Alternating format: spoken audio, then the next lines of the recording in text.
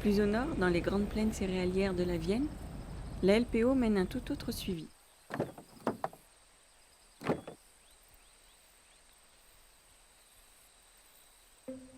Cyril Poirel est chargé de mission auprès d'un plan national d'action qui recense la population d'un oiseau inféodé à ce milieu, l'outarde canepetière. Mais trouver cet oiseau revient à chercher une aiguille dans une très grosse botte de foin.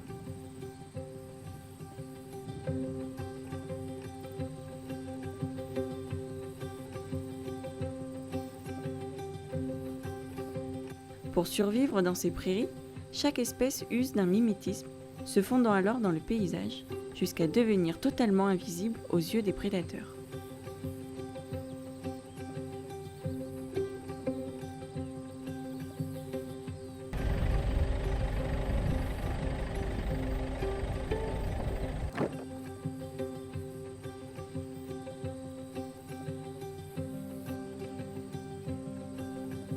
Pour le moment, beaucoup d'oiseaux rares et intéressants, mais toujours pas d'outarde.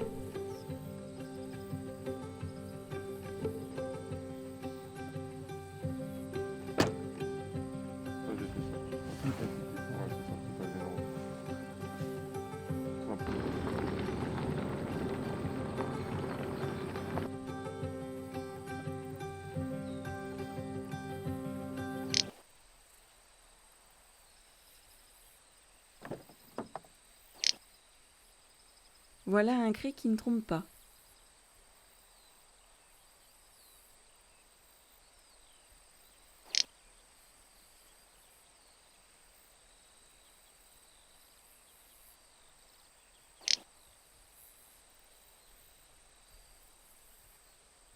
Enfin, une outarde est repérée. Ce mâle passe l'essentiel de la matinée à pousser des cris nuptiaux dans l'espoir qu'une femelle y prêtera attention.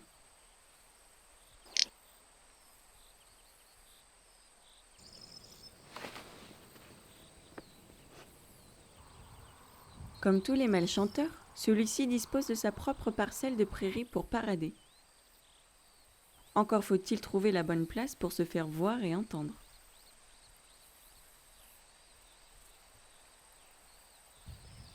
Cet endroit devrait parfaitement convenir. Un petit échauffement ne ferait pas de mal.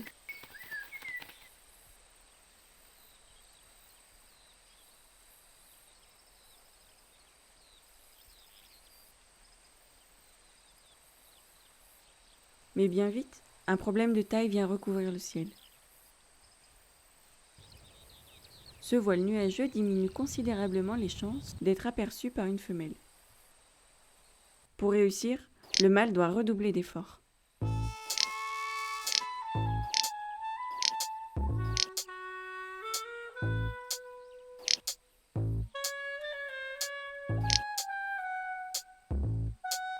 Une stratégie peu convaincante, mais il est loin d'avoir poussé son dernier cri. Il dispose d'un autre atout qui nécessite d'abord de trouver un bon emplacement. Le spectacle peut alors commencer.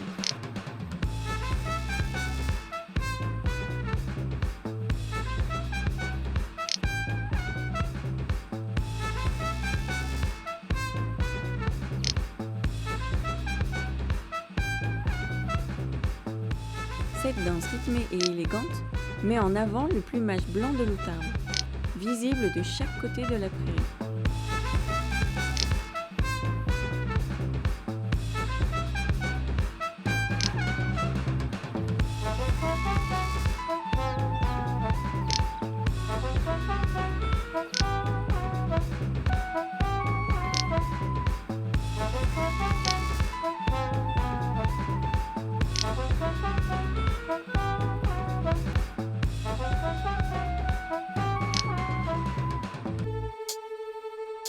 À présent, place au verdict.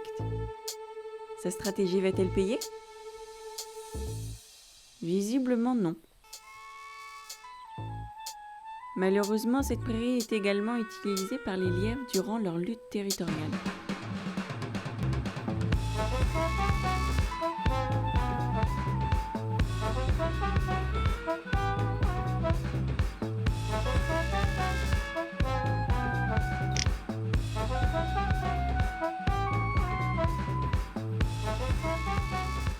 Mais aussi dérangeants que soient ces lièvres, ils paraissent bien petits à côté d'un adversaire encore plus meurtrier.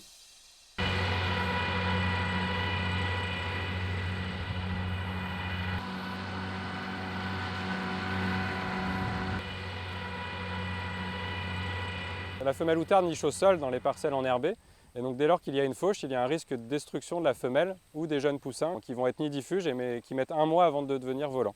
Donc effectivement, les fauches peuvent impacter de manière importante l'outarde si elles sont trop fréquentes. Ça, c'est principalement toutes les fauches qui vont avoir lieu au mois de juin. On va dire qu'entre mi-mai et fin juillet, c'est la période où c'est sensible pour l'outarde.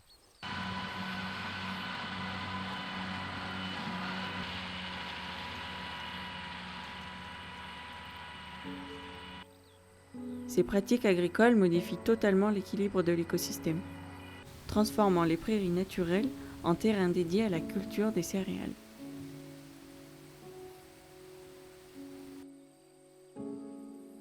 La catastrophe est telle que les outardes ont perdu 95% de leur population en moins d'un siècle.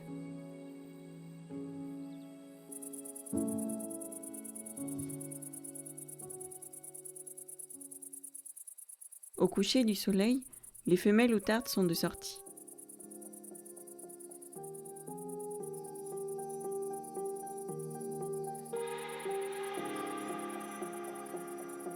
Le moment idéal pour une parade du soir.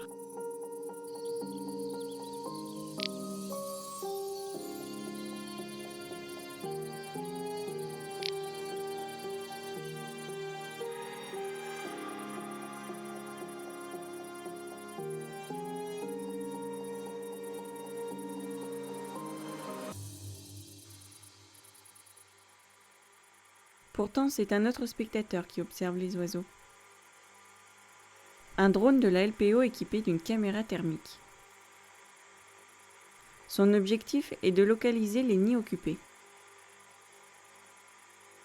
Une tâche impossible à effectuer de jour, tant le camouflage des outardes est efficace. Depuis qu'on a ce drone et cette caméra thermique, quand on localise un nid, ça va nous permettre de localiser une zone sur laquelle on va demander de ne pas faucher, ce qui va permettre de sauver la nichée. On a une deuxième action qui est un peu concomitante, qui va être de protéger la nichée contre la prédation.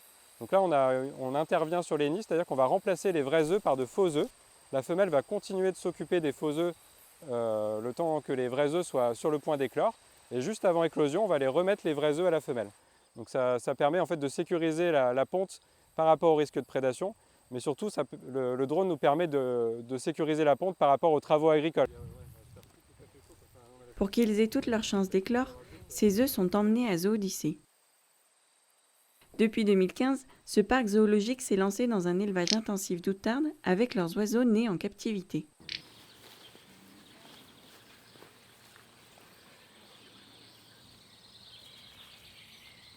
Oriane Chevasson assure la codirection de cet élevage conservatoire qui demande beaucoup de précautions.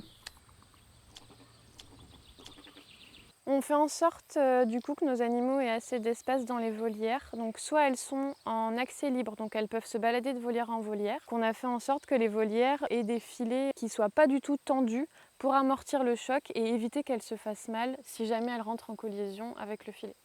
Pour la reproduction, donc au mois de février, on va dispatcher nos oiseaux dans toutes les volières. On va créer en fait des groupes reproducteurs en fonction des affinités, de la génétique, etc.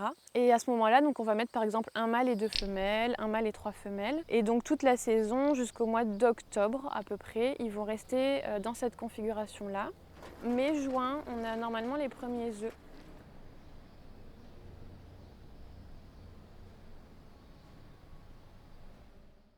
On récupère les œufs en volière tous les 3 jours et ensuite on les amène dans cette salle qui est la salle d'incubation. C'est un peu la pièce magique où tout se passe.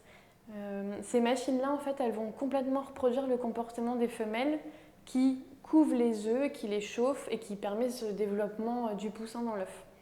Donc on place nos œufs 21 jours dans ces machines.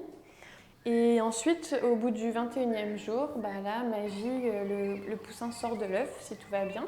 Ensuite, on va élever ce poussin jusqu'à ce qu'il soit relâché Donc ça prend beaucoup de temps au début, puis on essaie de faire en sorte de les rendre indépendants très vite pour limiter l'imprégnation et qu'ils aient un comportement sauvage au moment du lâcher. Les poussins devront encore attendre le mois de septembre avant d'être relâchés parmi leurs congénères. Cependant, il faudrait relâcher une centaine d'oisillons par an pour voir augmenter les effectifs du sud-ouest. Une tâche délicate, mais pas impossible.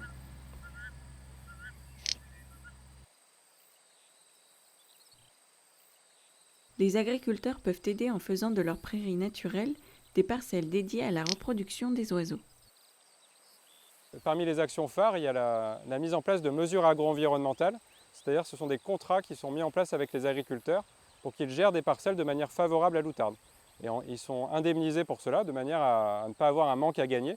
Donc de manière très concrète, à la place d'un champ de céréales, ils vont implanter une prairie qui ne va pas être fauchée entre début mai et fin juillet, de manière à avoir un habitat qui va être favorable à la reproduction de l'outarde et à son alimentation. Et on est massivement sur une démarche de conventionnement avec les agriculteurs.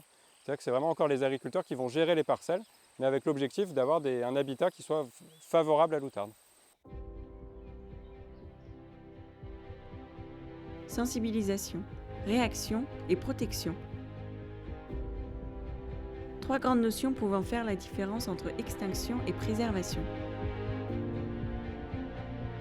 Nous vivons effectivement une période où notre surconsommation se fait au détriment de notre biodiversité si fragile.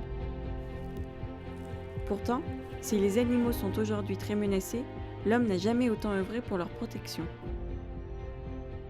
Partout en France, les associations mettent en place des plans d'action et de préservation en conciliant à la fois les besoins de la faune et les activités humaines. C'est notamment le cas du réseau Natura 2000, qui depuis 1992 rassemble une liste de plus de 1700 sites naturels d'importance capitale.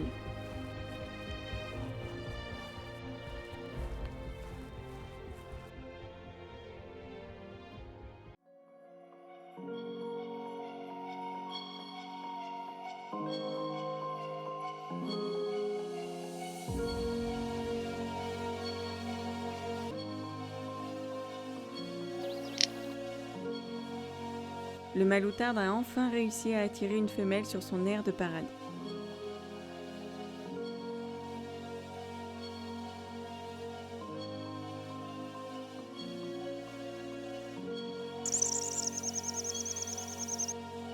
À présent, il ne reste plus qu'à lui courir après.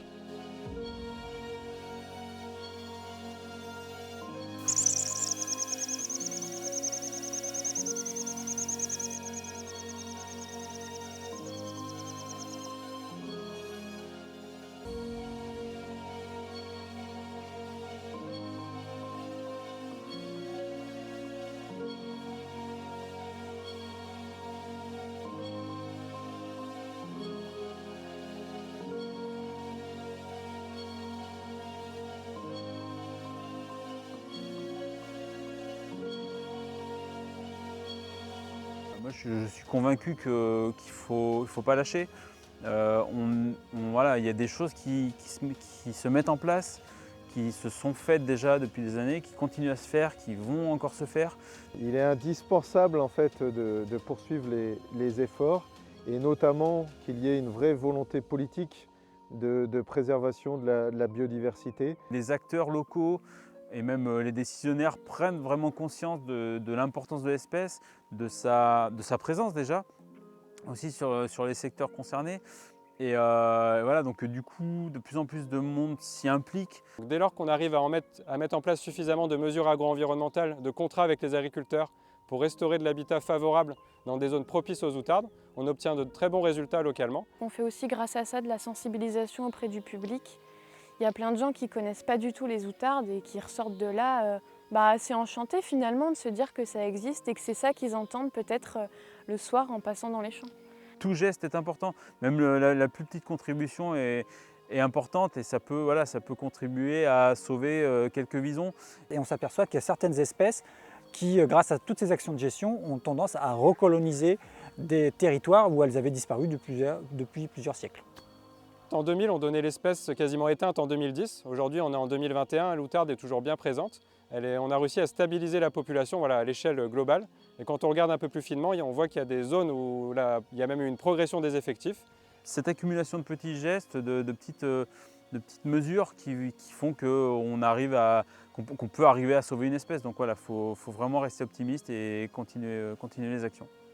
Et ne pas se limiter à quelques espèces emblématiques, mais avoir une démarche générale et globale pour que la protection de la biodiversité rentre naturellement dans les activités humaines du quotidien.